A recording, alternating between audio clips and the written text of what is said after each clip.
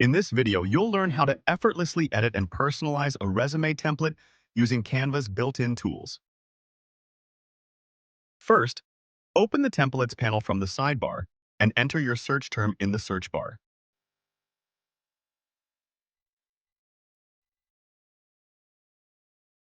Type Resume to quickly find relevant templates, then begin your search to view all available options. Click on the Education section to highlight it, making it easy to update your academic details.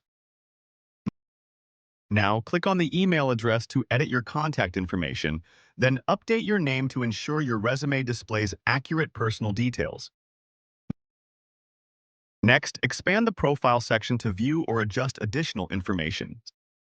Select the job title or modify key details to better showcase your experience.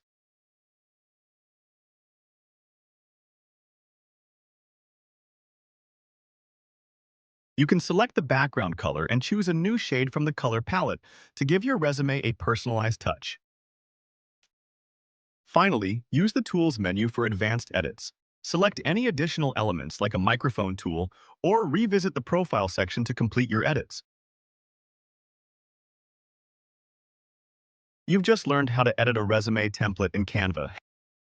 Happy designing!